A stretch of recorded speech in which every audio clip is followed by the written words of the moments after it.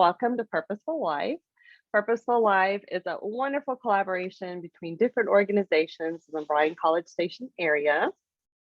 My name is Amy Day. I'm a program coordinator on the Center on Disability and Development, and I'm also the parent leader of Facets, which is our local autism support group here in town. The other members of Purposeful Life is Bryan Independent School District, and Melissa and Tonette are here representing, Tonette is here representing Bryan ISD. Melissa is here representing College Station ISD. We have the Down Syndrome Association, BBCIL. Pat Morris is usually here representing BBCIL, but she's not going to be here today, sadly. And we all get together and plan. Oh, excuse me. And Lucinda is here also from the center, and Robin is also from the center. So you get three of us today. So we get together and we get feedback from the families. You let us know what topics you're interested in, and we put together these family trainings. And the great news is that for the 2022-2023 year, we will be going back to live. So we will be back at Central Church, and it'll be just like it was before. You're going to get food, you're going to have childcare. The youth with a disability who are ages 11 and up will get to go to their training, and the siblings will have their sibling support group. So today, at the end of today's session, we're hoping that you'll be able to provide us some feedback on what you're interested in for next year, because we will begin planning that. So that'll start in September 2022. Could you go to the next slide, please? If you have any questions, we'll have some time at the end. You can always email us at purposefullifebcs@gmail.com. If you have a specific question, you want to send it out to Lucinda or Tonette or Melissa, just let me know and I'll forward it to them. And at the end, we will put a link in the chat box for the surveys, and that's where you'll get to tell us what you liked about the session and what you're interested in hearing about next time. Next slide, please. Okay, so I'm really excited to let you know that Sensory Friendly movies are coming back. They are at Cinemark Theater. And what we mean when we say sensory friendly is that they leave the cleaning lights on. They're going to lower the volume. We skip the previews. There is absolutely no quiet policy. So you don't have to worry about anyone in your family being loud or talking. They can bring toys. For years, my son just played on the floor with toys so that my older son could enjoy a movie. The only thing is you can't purchase these tickets ahead of time. So you have to purchase them the day of the event at the box office. Just ask for the sensory friendly movie. And the movies do start right at 10 a.m. since we skip the previews. So, you know, don't show up at 10:30 like you might normally do for another movie. The list is located on the Facets website. And sometimes the dates change a little bit, so it's good to keep an eye on what the current list is, because we kind of set them up ahead of time, you know, a couple months ahead of time, and the date that movies come out might change, so we might need to change them a little bit. We try to do 2 a month, and they range from rated G to rated PG-13, so that there's stuff there for, you know, teenagers, or if adults want to go to the Avenger movies and they really want to go and they just want to be somewhere where they can bring their kids, we have some Marvel movies set up as well. So the first one will be May 14th, and it'll be Doctor Strange. Next slide, please.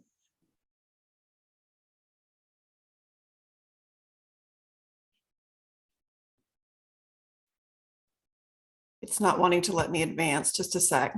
Okay.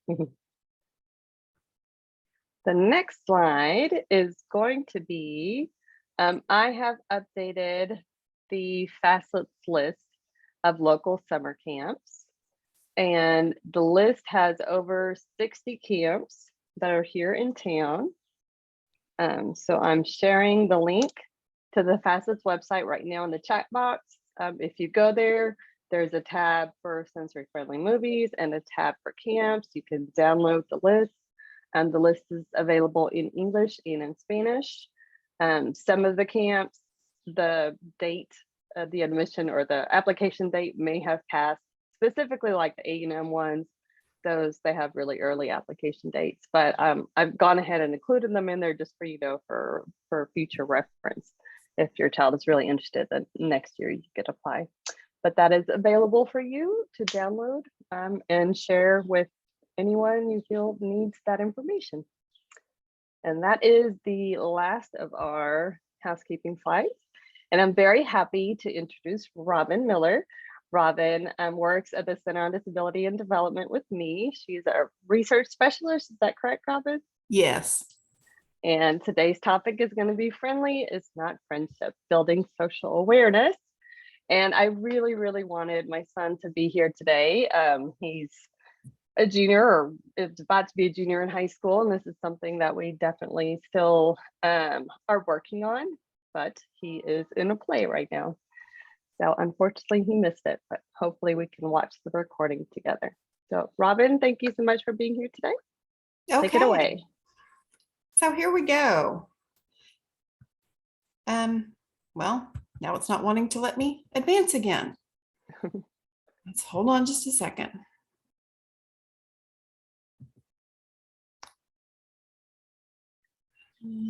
Oh, let's admit one more person real quick. I'll take care of that. Okay, here we go.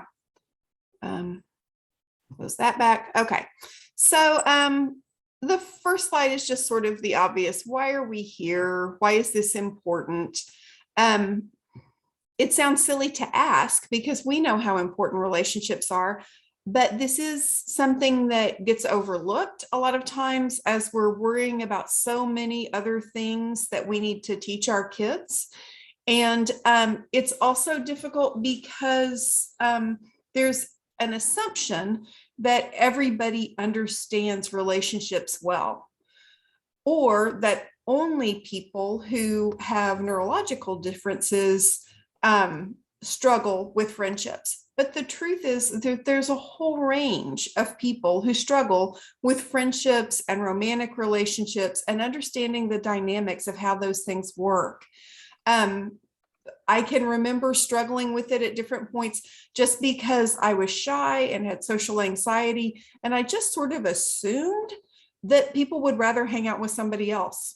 And so I didn't always encourage people who wanted to be my friends when I was really young, because I assumed that that there were cooler kids they wanted to hang out with. And so, so we do want to make sure that our kids, regardless of disability, are really understanding what's going on in those dynamic relationships, because everyone wants to have relationships. The way they want to have those relationships, the nature and the frequency of contact and all that sort of thing differs from one person to another, but everybody needs social connection. When we don't address those misunderstandings, our kids can end up vulnerable, or they can end up just lonely and isolated because they don't know how to reach out and they appear aloof. And so people don't reach out to them. Then, of course, there's the fact that when we are awkward in our social interaction, it can be embarrassing, it can be discouraging, and cause our kids not to seek out friendships or other relationships. And the other thing that we need to remember is that we have sort of default relationships in our world, whether that's a coworker or a classmate or somebody we're in a club or activity with. And those people, disappear over time because circumstances change. And so some of those relationships that we think will be there forever aren't there forever. And so if we're not building those long-term friendships, all of a sudden somebody who had a lot of social supports can end up being very suddenly alone.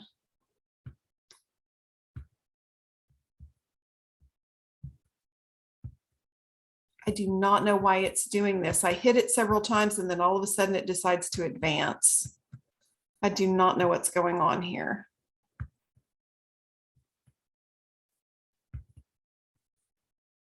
You know what we're going to do? I'm going to hit this. Well, I'm going to try to hit escape. Give me just a second. I'm going to stop screen sharing and I'm going to go back in and we're just going to look at the not the projected version, because then I can just scroll down. How's that sound? Give me just 1 second. And I did already email everyone the handouts, so Great. everyone has all the slides. Great. Okay. I'm just going to get there so that I know where I am in my own slides. So I apologize. You're going to get the lovely background, but that's okay, because this will get us through it without any more of these lovely glitches. So let's just move down. So how can we help? This is an overview, and we'll talk about all of this during the rest of the presentation. But the big things are that we want to remember to provide some gentle, kind social insight into those behaviors that can create barriers to friendship. Whether that's coming on too strong initially with somebody they don't know well, or whether it is being so shy that they appear aloof or disinterested, or whether it's particular behaviors that may seem may come across as immature or a little too rowdy or just inappropriate for a particular social situation. So just that kind, gentle insight when they're making missteps to help them understand how they can shift their behavior a little bit to be more successful. Teaching them how to start, continue, and end conversations. It sounds obvious, but very often I watch students and they clearly want to be in a group, but they're too far away to be noticed. So they haven't established physical proximity, or they obviously want to talk to someone, but they just don't know what to say or when to jump into a conversation. So they maybe jump in at the wrong time when two other people are speaking. They may not know how to continue without just being a monologue, how to do that give and take of asking each other about themselves instead of just sharing their own information and interests. And then how to end conversations politely, because they may do really well for the conversation and then just end it abruptly and appear rude, or not be able to find a way to end it. And so they just talk so long that people are sort of trying to back out of the room in order to go on with their day. So working with them, and the best way to do that is just informally in situations. So after a social interaction, talking through it with your kid and helping them understand what went really well and what they might shift a little bit to be more successful next time. Of course, it's very important to teach boundaries and to teach our kids how to spot somebody who's being insincere, whether that's that they're mocking them or they're being nice in order to take advantage of them, or they're just very sarcastic and our students might not realize that it's sarcasm and misunderstand the situation completely. But just so teaching them how to look at body language and tone of voice and those kinds of things to spot people who are being insincere.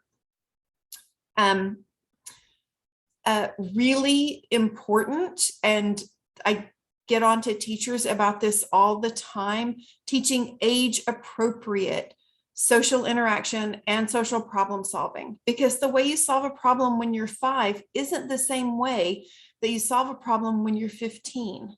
And the way you greet another 5-year-old is not the same way that you greet another teenager. One of my favorites that I am going to reference all the way through this presentation is Michelle Garcia Winner. She's really great at teaching social insight, but she said that one of the things that she didn't get was that her own teenager kept saying things like "shut up" or "oh, I hate you," or that kind of thing as a compliment, because it means, "Oh, I'm jealous of you," and that's so cool. And so she kept thinking that her own daughter was being rude when really she was being completely socially appropriate for her age group. As teaching professionals, I just have to say that we tend to be bad about teaching children, especially young children, to talk like we talk. And so we teach them to say, good morning, Miss So-and-so, and good morning, so-and-so. Well, other children and teenagers don't greet each other with good morning. And so we need to be on the lookout as parents for if they're either sticking with very young interaction styles and haven't noticed that the rest of the crowd has moved to a higher level, or if we as the adults in their lives have taught them an adult way of doing something that just doesn't fit in with their peers and makes them stick out. One really nice thing to do also is to just pick one friend or a group of peers and help your child sort of keep track of the development of that relationship, because it gives them a timeline to see how they are getting closer or how they are moving farther away socially from that particular person or from that group of peers. Again, because the friendship is developing or because we're not in that class together anymore. And so we're not hanging out as often as we used to. And so then helping them figure out where they are in that relationship. And based on that, is it okay to text that person? Is it, at what point do I ask them to hang out with me? At what point should I be withdrawing and not making contact as often? How often should I call or text that person?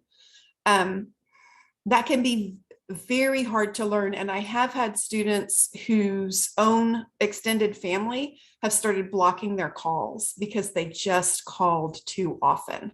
And they still love them, but they don't have time to answer that call daily or sometimes more than once a day and that sort of thing. So just teaching them some of those boundaries based on what the nature of the relationship is. Teaching them, of course, to text and use social media safely so that they're not having contact with somebody who is their friend because they met them doing virtual gaming or through social media, but they don't really know who they are. One of the scariest things that ever happened to me was a friend telling me that her daughter, who was in third grade at the time, came in to the room and asked how to spell Mitchell Elementary. And she told her, and then she was like, wait, why did you ask that? And her daughter said, because my Facebook boyfriend wants to know where I go to school. And this little girl had no idea who this person was that was her boyfriend on social media. And so, could it have been a third grade boy from another school? Maybe. Probably not. And so just making sure that they are very careful about understanding that somebody who seems friendly on social media is not the same thing as being a friend and having a relationship with that person.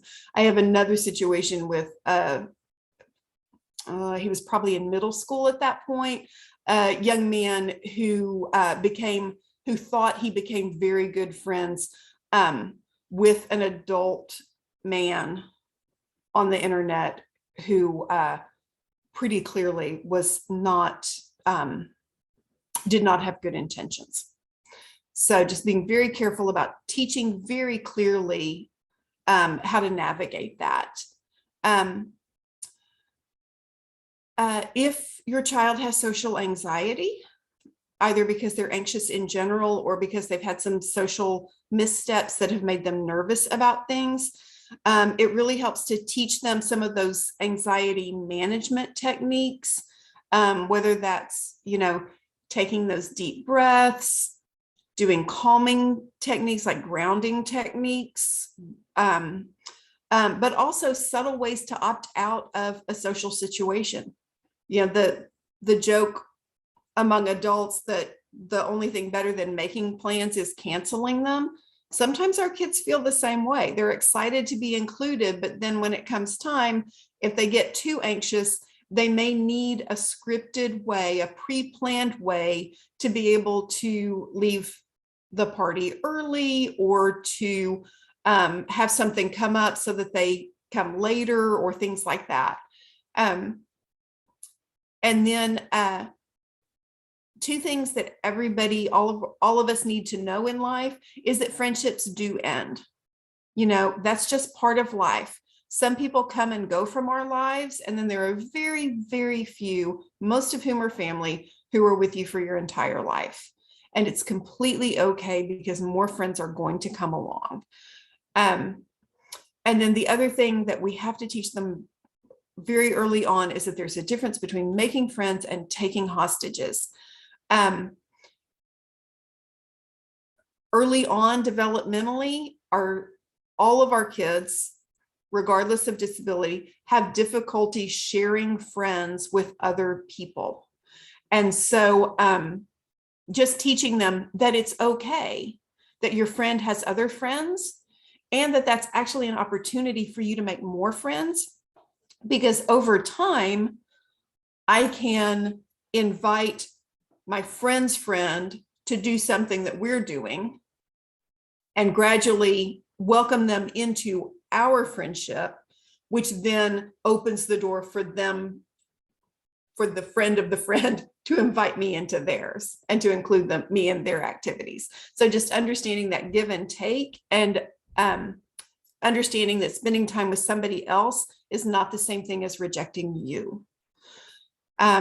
So next up, this is a relationship circle. You have probably heard it called a whole lot of things, because basically it's a multicolored target. And so it's not like you can copyright it.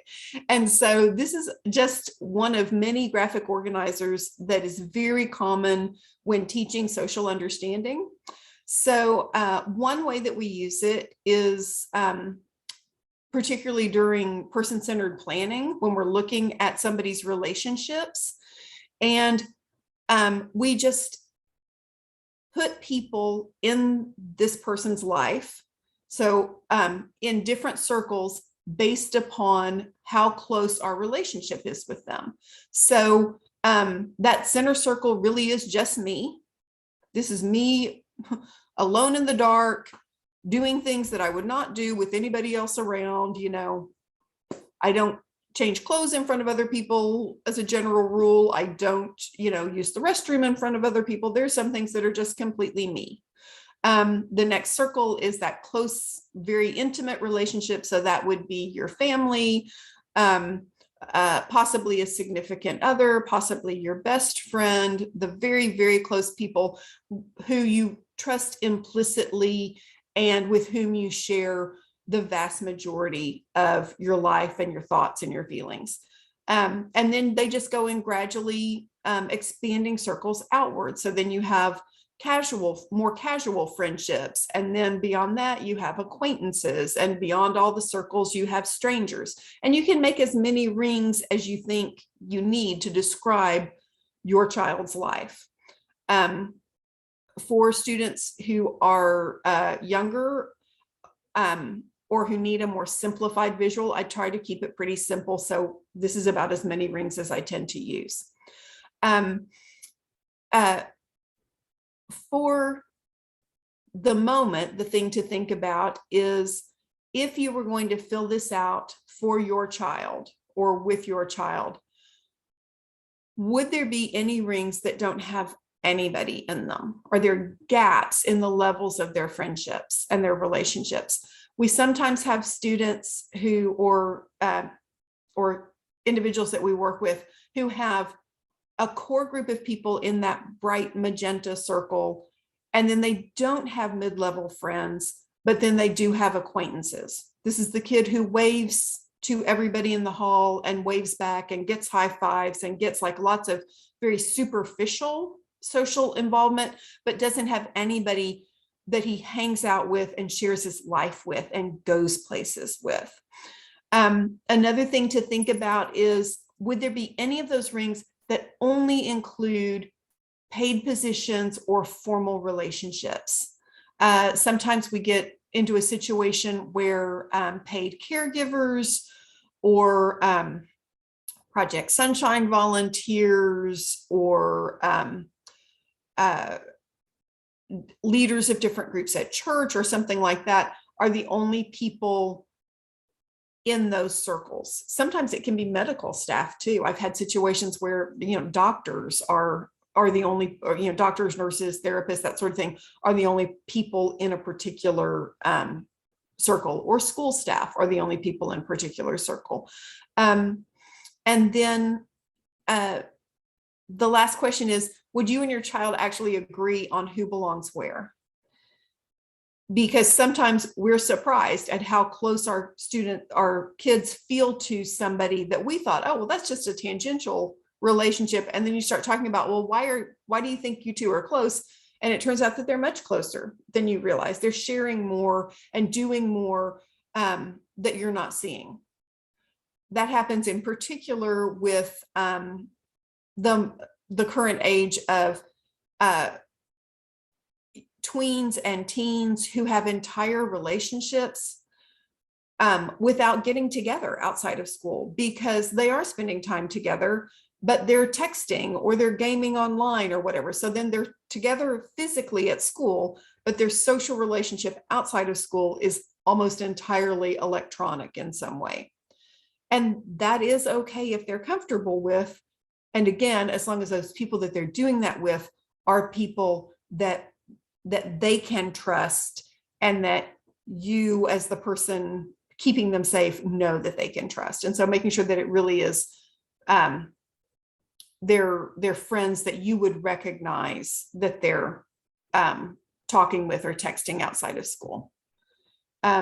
Okay, so the next tool that we're going to look at is the most basic thing that I use to explain friendship to students and to help them understand how friendship happens. And so it's very handy in the early stages of social skills training about relationships. It also comes in very handy as you come into the teen years and they start getting interested in dating, because even well, it's just very common for teens in general to see that person that they have a crush on, that they don't really know, but boy, they sure are cute and they sure are popular, or whatever it is that attracts them. And so they want to date that person, but it turns out they don't know them well enough for that person to be receptive to it. So here's what it looks like. It's just a basic Venn diagram. And all of your kids are used to it because we use it all the time in every possible setting and subject area at school. So they've been doing this constantly since the day they darkened the door of public school. This particular version, using it for social understanding, does come from a book called Learning the Ropes for Improved Executive Function. And you have the site for that. I absolutely live and die by this book. I use it all the time because all of the organizational tools and tools for social understanding that are in this program are based on really familiar, simple visuals like this. And so it's very easy for either school staff or parents to use them to teach social understanding. So here's how it works. Just like any other Venn diagram. On the red side, you have me, and here are all of the things that I like, and all of the things about me, like, that I have siblings, where I live, my personal history, all those kinds of things. And then over on the right side is you, the person that I'm either friends with or would like to be friends with, and all of the things that you like. So the key to understanding friendships, or all relationships, is that relationships happen in the purple. So the foundation of the relationship is what we have in common, that we can do together, that we like to talk about together, that we like to share with each other. And over time, that purple also includes our shared history. And so my purple area with my family is very big because we have shared so much over time. And because we've been in such proximity to each other and to have so much shared history. So So the first thing that we learn is that we do have those differences. And so not everybody's going to want to talk to me about anime. Not everybody's going to want to play dodgeball every day on the playground. Not everybody's going to be able to relate to life on the farm. However, there are going to be kids who are in gaming club. There are going to be kids who are interested in hip hop or YouTube channels or going to the movies. And that's a place that we have in common. I may not want to go eat at Taco Bell, play soccer, do sci-fi movies, or some of these other things, but we can do the things that we have in common, and everything that I know about you that falls over here in the blue that I don't have in common with you is an opportunity for me to make social overtures. And so teaching your child that if they ask about whatever movie they're interested in, or that was supposed to, I'm sorry, the layout of this got weird. It should have said sci-fi movies. So if I don't like sci-fi movies, but I ask about sci-fi movies that you're interested in, then that shows me, it shows you that I'm interested in you and that I care about what you're interested in and not just about myself. It also gives me a chance to possibly develop an interest in some of the things that you like. And so we'll have more in common, but it's that next step of relationship. The first thing is recognizing what we do have in common and knowing that our friendship starts there. And then the next step of social understanding is that if I will ask what we call social wonder questions, asking questions about you and your interest, or being willing to go do things that you're interested in, then all of that builds our relationship further because it shows that I'm not just all about me. I care about you. So the next thing that you can do together is use that Venn diagram to make friend files. And back in the day, we really did do it in the file box, like is up at the top of the slide. We actually wrote down on little index cards and either drew the Venn diagram or just made lists of what does this person like? What do we have in common? What do I like that they really don't like, so that I don't try to drag them into that all the time. And then ideas for what we can do together. And so we would just put all of those little files in an index card. And then when it was time to go to the park with somebody, have a play date, whatever, have any shared experience, spend time together at recess, any of those things, we would sit down and look at the friend file and say, okay, today we want to go to the movies, or next week we want to go to the movies. And the movie we want to see is, the latest Marvel movie. Let's try to remember who likes superhero movies, because that's somebody we could ask who would want to go with us. Let's not ask the person who only likes, period romantic dramas, because they're not going to want to go see the Marvel movie. Let's find somebody who has that interest. If we want to play kickball at recess, let's find somebody who likes kickball, not somebody who wants to spend all their time on the monkey bars. So, and that's how old I am. I called them monkey bars. But we actually use them to pull out who they would invite, who they would bring into a group based on what we were planning to do. It can also, again, be a reminder of things that we can talk about to show interest. So things that we know about their family, their pets, a vacation, or something else cool that they told us about earlier that we can ask more about. And so just all different ways that we can get better and better at showing interest in conversation, because we remember what's important to that person. We already talked about using it for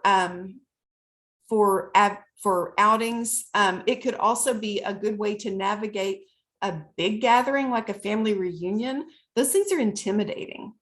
And so sitting down before you go and talking about the different cousins or aunts or uncles or whoever, and remembering, oh, they really liked going fishing with you last time, or they really liked doing this other thing. That's something y'all could do. And it makes it less overwhelming because they can think about specific people that they want to do specific things with, as opposed to just thinking, oh my gosh, I have to be in this huge crowd for an entire weekend in a place that's not comfortable for me. You know, so excuse me.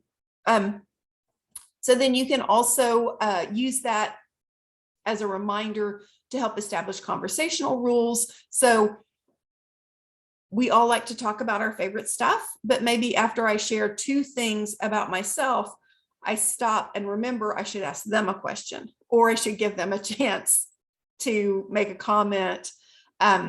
Sometimes we're trying so hard to maintain that conversation, or we're so excited about what we're saying that we never draw breath and let the other person in. And so just using those as a reminder. Now, of course, you can do old school versions of the paper copy, and do that at whatever reading or drawing level your child is at. But you can also do that as a note on your phone. And so your child could have that, you know, if they're a tween or a teen, they could have that in their phone, and then they could pull it out before those breaks in the day. Like, who do I want to hang out with at lunch? Or, you know, Susan asked me to sit with her at lunch the other day. What can I remember about that that I can use in a conversation coming up? Or it's time for, you know, I'm going to join French club. Who else is taking French? You know, those kinds of things, to help you help them identify who they want to hang out with and when and why. So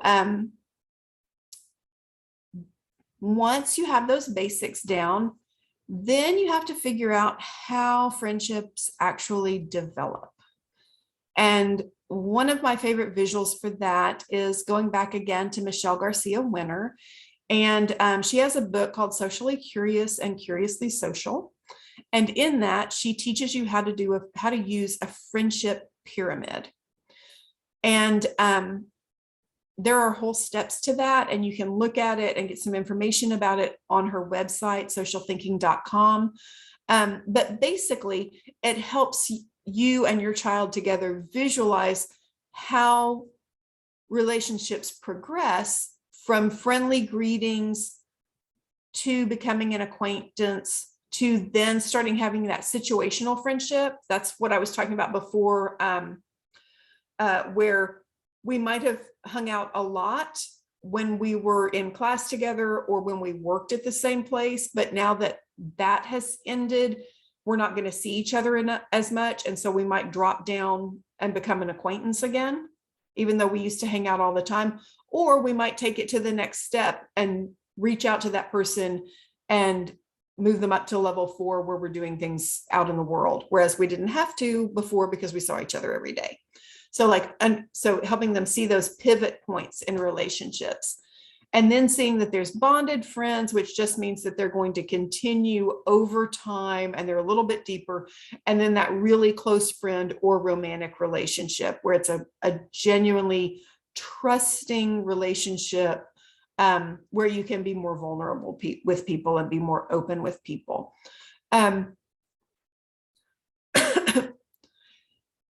This tool is helpful because you can, like I said at the beginning in that very first slide, you can track one friend or a group of friends and talk about, like, historically, how did y'all become friends? Or you've just met somebody new that you really like and you want to be friends with. So right now you're at the greeting stage, or maybe you're at acquaintance. How do we move you up to a situational friendship? By working on all of those conversation skills and all of that social interest and all that we talked about a minute ago. How do we build that relationship And then also, how do we then, let's look at the nature of that relationship, and you can help guide them to, I think y'all have hung out at school enough and talked about enough and texted and whatnot enough that, maybe you do go do something together after school or on the weekends. Maybe y'all are friendly enough that you can move to that next level. This is also very helpful, again, when our kids start getting interested in romantic relationships. It's very tempting to be so interested in somebody that you start thinking of them as being at a level 5 or 6, or being open to that, when really they're just an acquaintance. And so talking through, like, deciding who to ask to prom if you're not dating at this time of year, or who would you want to invite on a group hangout or a date to move that relationship along.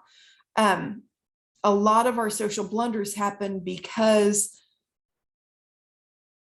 our kids are so attracted to somebody for whatever reason that that they want to jump in and ask them to prom, or text them all the time, or give them an inappropriate compliment based on the nature of the relationship, because they just don't think about the fact that the other person is not ready for that yet. One situation that happened was I got called that a student was afraid of one of my boys that I worked with. And I was like, he's so sweet. How could anybody ever be afraid of him? And it turned out that he was just smitten with this girl. And so he was staring longingly at her, which would have been lovely had he been her boyfriend. He did not know her. And so it felt like stalking. The same thing, I've had boys who got called into the office because they were complimenting girls on various aspects of their appearance in ways that were not okay with the girls. It felt like harassment. They just didn't know. They didn't realize that they needed to be in a completely different type of relationship before you could comment on certain things. So, so we teach, that when you're just an acquaintance or a situational friendship, compliment the shoes, compliment the purse, things like that. I won't go into this slide because I'm running a little bit long, but this is just a good visual to help process through who should you try to move up the pyramid? Who should you try to get in a closer relationship? And teaching some of those visual and behavioral cues that somebody is friendly, that they're disinterested, that they're genuinely unfriendly, or that they're a little too friendly. That too friendly part and the disinterested part are also good self-reflection tools. And so looking at both, is this person receptive to me, but then also how am I coming across to other people? So am I being overly friendly? Am I getting too close to people? Am I just too eager? Have I shared way too much or asked way too personal things before I really know you? And then on the flip side of that, do I look disinterested because I'm too far out of the group, or I feel shy and I'm not making eye contact, and I'm, reading a book in the cafeteria as a social defense, so that I look unapproachable, things like that. So like understanding not just, is this other person receptive, but also, do I look friendly and receptive without going too far to do that? Again, not going to spend a lot of time on this one, but this is the reverse of the friendship pyramid. And we don't do it a lot because it's a very, it's talking about very negative emotions. but it can be helpful when you're trying to understand a situation and problem solve after something has gone wrong. So a friend or somebody that they thought was a friend is suddenly rejecting them in some way, trying to figure out like really how far along are they on this, and can it be repaired, or do we want to repair it? Does it turn out that they're moving down on this pyramid in a way that makes us think that the thing to do now is to cut that relationship and just move on to other people? It also helps when your child is experiencing rejection, as we all do over our lifetimes. This can be a visual that you use as you talk about a similar situation that happened to you. Because again, we've all been rejected and we've all had to figure out how to handle that and to save face in the situation. And so talking about, I thought we were way up here on the friendship pyramid, and the next thing I knew, we were way down here on the pyramid of dislike. So how did that happen? And how did I handle it? And how did my friends and my family help me? How did I recover from that in the larger scheme of things at the high school or the middle school or whatever? It can also help because sometimes all of our kids hold grudges. And so a peer does something and they decide that they dislike them, and they are a little bit too negative in their communication of that. And so not only does it keep them from being able to repair that relationship in the future, but it also gets in the way of other relationships, because other kids at school or at church or wherever see them being rude or mean to that person. They don't know the background. And so then they're like, well, he's kind of a jerk, or, she's not nice. And so other people start moving away from them. And so when they get into those relational difficulties with that first person, sitting down with them and saying, okay, so, yeah, they were a total jerk to you, and it is completely okay for you to be at a level 4 or even feeling like you're at a level 5, but you can't do the behaviors of a level 5 because everybody that witnesses it is gonna pull away from you. And you just explain that in language that they understand. You can use video clips of people doing it, because that's all you have to do is do like the tween Disney shows or the tween is Nickelodeon still around? It's been too long since I've had a tween, but any of those series that show teenagers and tweens interacting, you will be able to find people doing all of these behaviors. And so you can use those to, kind of process and go, oh, look, what's everybody else in the room doing? When, yes, I understand why this person wants to yell at the other character, but look at what everybody else is doing when that happens, and kind of giving them some perspective of that and helping them come up with socially appropriate ways to distance themselves from that person without alienating other people. And then, of course, depending on the situation and your child's age and their developmental level and their social understanding, you may need to also identify how and when they might want to seek help from their friends or from adults. And we always, again, as a teacher, we tend to say, come to an adult, right?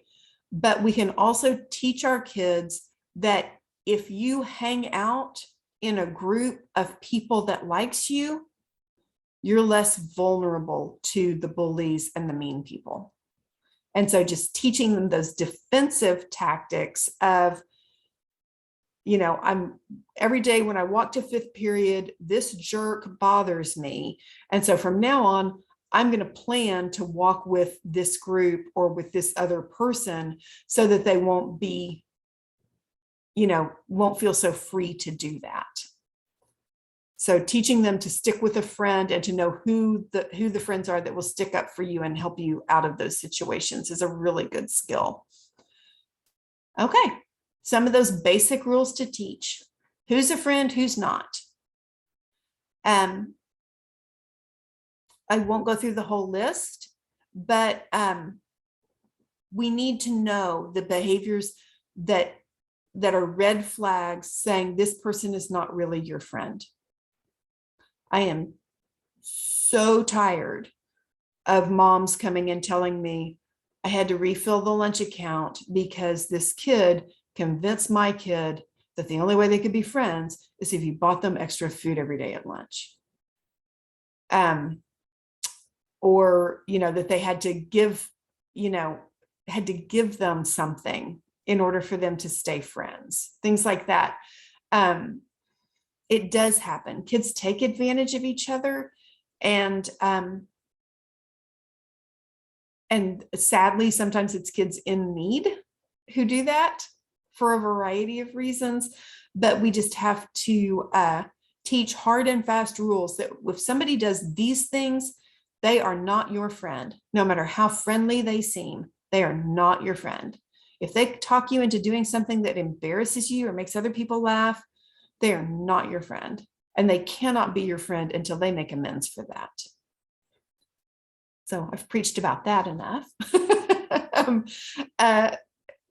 Continuing on with potential vulnerability. You've used this diagram with them before. Now you can talk about privacy circles. So everybody's still in the same spot on the diagram, but now we're going to talk about what types of communication at what time and what types of contact are okay at these different levels.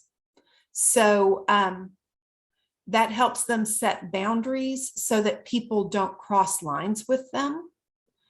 And it also helps them know when they're being too overly friendly or over eager and violating other people's privacy circles. So there's some things that I say or do or tell to family members or very close friends that I just can't say or do with somebody that I don't know well.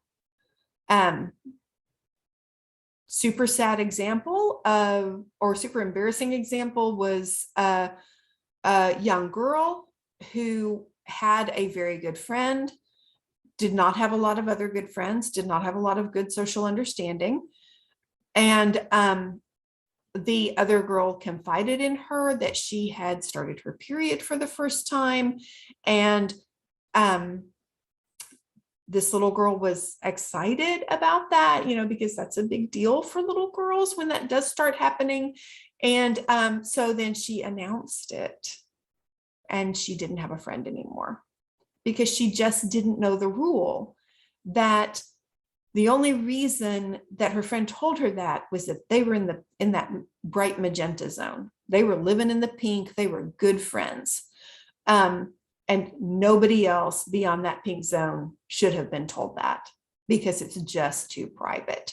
So again, it's important to teach in terms of physical contact, things you share with each other, things that you share about each other, things that you do in front of each other, all of that. Knowing what the rules, what the boundaries are for all of those different circles. And that's going to depend on their age, their level of social understanding in terms of like how hard and fast those rules are. And it also depends on what your family's guidelines are, because different families have different ideas about what boundaries should be. And so you go with your beliefs and what your family system is, but you just have to teach it in a more direct, explicit way if your child doesn't have that social understanding. Okay. Then you get to romance. And we've talked about this some, but a few things to be careful of as your kids get to this age. Because we're uncomfortable with it. As adults, we like to pretend that our family members, particularly those with disabilities, just don't have those romantic or sexual feelings. Well, guess what? They do. A 15-year-old boy is a 15-year-old boy is a 15-year-old boy. And a 15-year-old girl is a 15-year-old girl is a 15-year-old girl. And they're going to have those same thoughts and feelings as everybody else their age. So it's important that we don't treat them as if they're much younger than they are. It's important that we don't focus just on the safety and avoiding abuse and exploitation. It's important that we also talk about how to build healthy, loving relationships, because we don't want our kids to be alone in adulthood. We want them to have bonded, healthy relationships, whether those are romantic or whether they're close friendships. They need to have relationships beyond family as they age. Sometimes because we're doing all of that, avoiding and viewing them as younger, we don't educate our family members. And so then they exhibit behaviors in inappropriate places or at inappropriate times. And so then people see them as hypersexual. They see them as sexual threats. And to be honest, our jails are full of people like that, who have just done something that they didn't understand was inappropriate in the situation, and they got arrested. And beyond a certain age, disability matters less and less in the legal system. And so it's an explanation that I have used and can use with my teenage students when they get into trouble. It's less effective by the time they get to be juniors and seniors. And once they're adults, then the risk of being fired from a job, being arrested, being accused of harassment, all those things just increase over time. And so we have to teach them appropriate ways to interact with people, to understand relationships, and to express themselves romantically and sexually without isolating themselves or causing other people to be afraid or to draw away from them.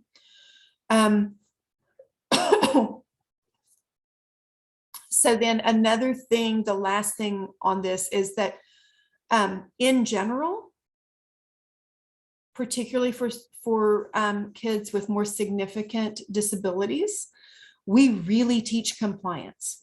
We really want them to mind all the time. We want them to not misbehave, and we want them to do what the adults tell them.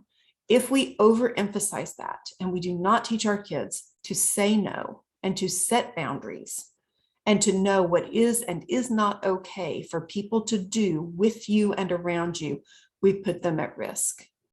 And so, yes, I wanted when he was younger, I wanted my son to mind, and I still want him to be a nice adult. But I would never want him to be so overly compliant that that he was in danger. And so that's just a really important thing to remember. And I think we're at our last slide. We are at our last slide, barely in time. So just remembering that we all have that full range of feelings and dreams and desires. And so we want our kids to have all of that. We don't want to deprive them of any of it. All of it takes time. So just start where you are and gradually just build those conversations over time. Let them ask you questions and answer honestly in an age-appropriate way. Ask them questions and to get an idea of what they already know, what somebody else may have taught them that you don't know, and what misconceptions they have and what they might want to know that you don't think they're interested in yet.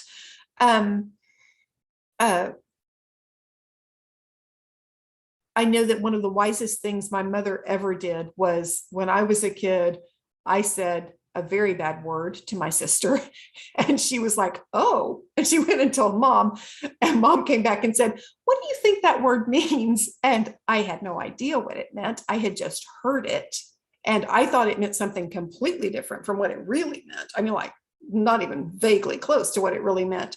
And so then when she explained it, I was like, oh, that's not what I meant to tell anybody. And so just making sure that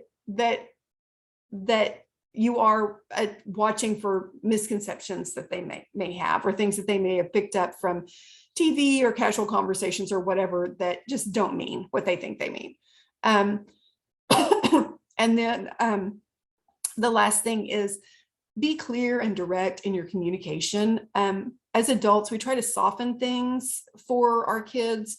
And the biggest example that I have is I used to teach preschool, and all of the preschool teachers would say friends, da, da, da, da, da, when they talked to the whole group. And then they would say, oh, you hit your friend, tell your friend you're sorry. And we would call everybody each other's friends. Well, I can promise you that I taught young 2-year-olds, which meant 18 months and up. And I promise you, not only were they not all friends, there were at least 2 in the group who hated each other's guts at any given moment. And so if we call everybody their friend, then they don't understand that some people aren't their friends, and so some people aren't friendly and trustworthy. And so in all aspects of talking about relationships, just avoiding those euphemisms, using really clear language, and then checking for understanding, making sure that they get what you told them before you move on to something else. Okay, that is it for the slideshow. I have taken us right up to 7:33. Sorry, I talked as fast as I could. Thank you, Robin. There was a question. Yeah. Let's see. Do you have advice for how individuals should respond, self-advocate when faced with situations like that, being taken advantage of, or rude comments? Sometimes a scripted statement can just egg on the aggressor more. It can. And so I think that one thing is remembering what we talked about earlier about identifying the safe friends and the good people and staying with them in order to make yourself less vulnerable to the person who is being mean or trying to take advantage of them. You can scapegoat your parents. So like if that person is trying to exploit you by getting you to give them something, then the kid's answer can just be, oh no, my mom would kill me if I gave that away, or I'm sorry, mom didn't reload the account, or whatever, just it is completely okay to scapegoat us. You can, if it's in a structured situation like a classroom, then they can talk with safe adults about, like, I don't want to call attention to it, but this person is bothering me every time your back is turned, and so I'd like to move away, or I'd like for you to kind of watch them more closely, whatever, to try to get them more aware of the situation. And of course, if they're not able to advocate in that way, then supportive adults like you or their social skills teacher or another teacher can help with that conversation. Sometimes just a nonverbal so that you don't get into that back and forth and say something that sounds scripted. So just doing those real one-off, like a shrug and a, whatever, walk away kind of reaction can be a good defense mechanism. I'm trying to think what else.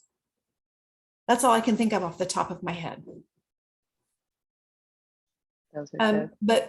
But one thing you can do is, if that is happening regularly, sit down and problem solve and help them come up with a lot of ways to do that. I keep going back to all of these examples that I've had from years and years of this.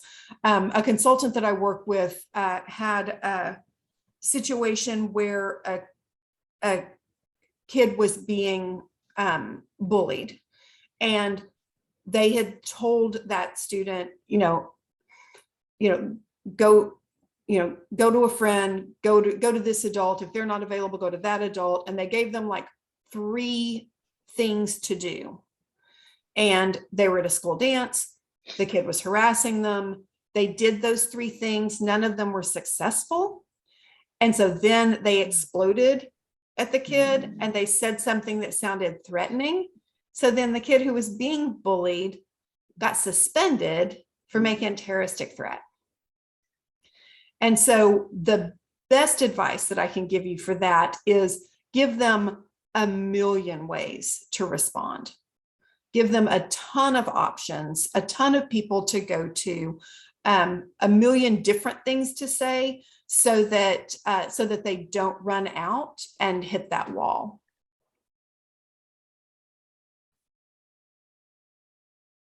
Any other questions? That was it. Thank y'all so much for being here today. Thank you, Robin. This was really helpful, and I definitely am going to be using that pyramid to have conversations about romantic relationships. So thank you. It gave me something to go off of, So. And if y'all want any of these tools, I mean, obviously you have the ones in the slides.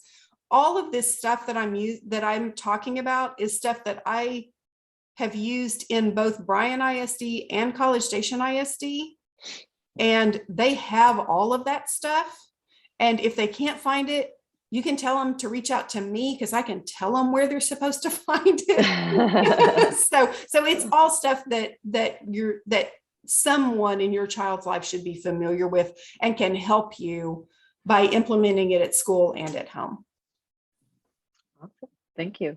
Oh, somebody's just joining us. Oh. So in the chat box is the link to the satisfaction survey. If you will take a minute and just fill that out on your way out, and you can leave us some comments on what you'd like us to cover, what topics you would like us to cover starting in September when we come back. So this is the last session for this school year. We'll start up again the first Thursday of September.